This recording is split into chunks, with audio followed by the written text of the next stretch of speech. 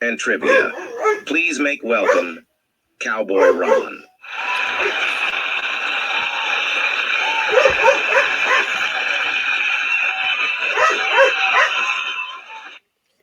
I've been playing with this a little bit tonight. I spent about 2 hours trying to figure out how to do overlays, whatever overlay is. And obviously, Scooter don't really care about this broadcast, but he will. Well, what I wanted to talk about is the Democratic Party really over. Happy days are here again, not for the Democrats, but for the GOP, Donald Trump, the aspiring conservatives. Most happy days are here for the American people. We're starting to see an end in sight to war, to inflation that's making it difficult for anybody on a fixed income to buy groceries. And Donald Trump is really does the Democrats a good service. We'll talk about this in a second. Okay, right now the Democrats are still in a denial mode. Oh, they lost the election because we didn't have the right messenger. Well, the right messenger that they had uh, doesn't exist. Now, if you could got a better liar, you could have got a better liar, but the message still was not going to float. The American people know that it costs a ton of money to fill up their cars, go to grocery stores. Some people have to look at their children, their grandchildren, and say, no, mommy or grandmommy can't buy this today for you, but we'll do it in the future. So, and the news media, mainstream, they're sunk too. It's just a question who's going down the hill the fastest, mainstream news or the Democratic Party. But the Democratic Party, and it's not completely over. News media could be if they don't change their ways. So let's go with the Democratic Party first. What they need to do is make intelligent opinions.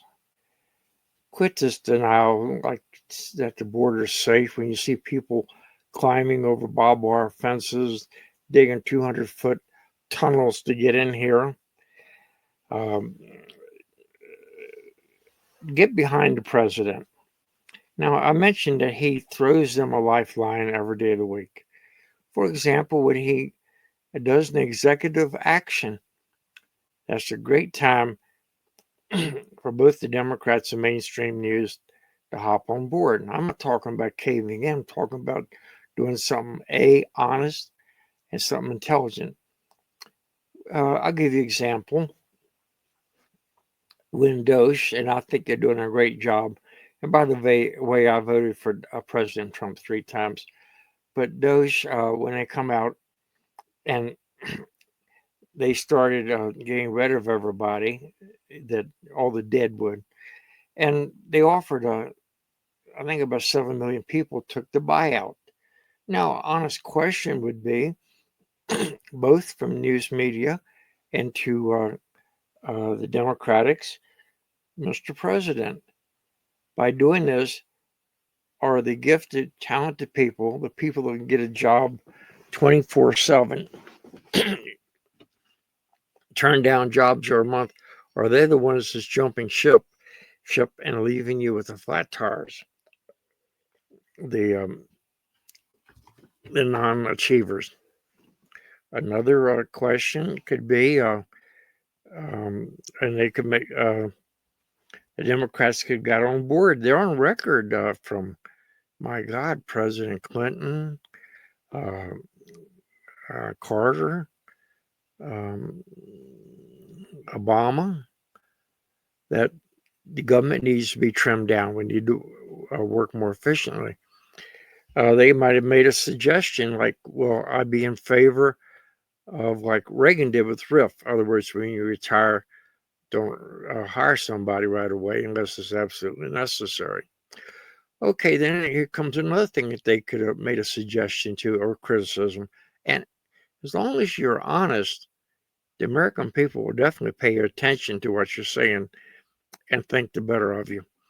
They discovered up in Pennsylvania, half a mile or so below the ground, we're doing people that retire by hand. Please excuse me. Not by using a computer. And of course, DOGE wants to do that. But I think a good argument can be made, say, well, Mr. President, they only do 10,000 a month up there. That's all they can do. So you either need more help or we need to find a better way of computer.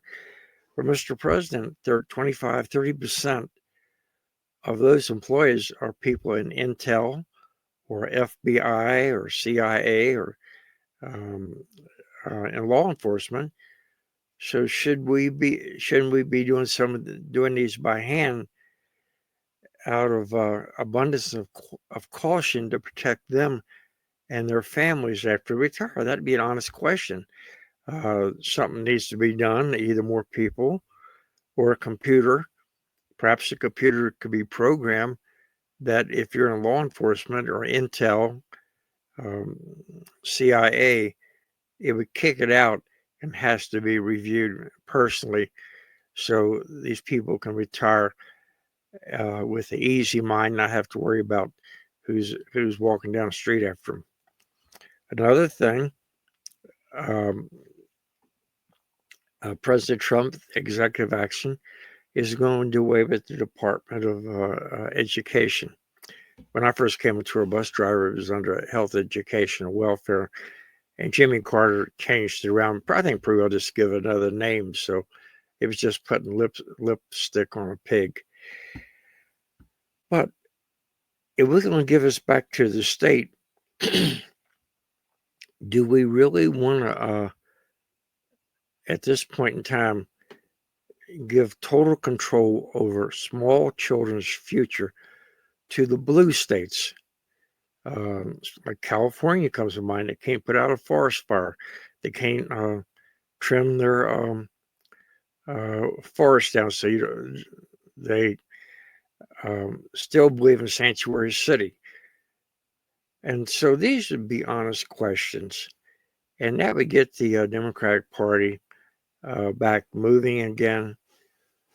And with respect to the news media, it's pretty well on the same track. They need to decide how much each station, say a TV station, needs to find out what the right balance is for editorial opinions and just news. Then they need to cover the news fairly. And opinions, everybody's opinions are like rectums. Everybody's got one. So they ought to be an intelligent opinion. I remember one time a news media person was criticizing George Bush, and she went back to the old metaphor, I'll walk softly, carry a big stick. Going to President, arting back to President Theodore Roosevelt, would be nice when they brought that up if his couple of them sitting there, if they'd have mentioned during President Teddy Roosevelt's administration, we never had to fire a shot at a adversary. There was peace through strength. So let's see how long we've been on here. I even forget where it is. Show someplace. Okay, well, thank you very much.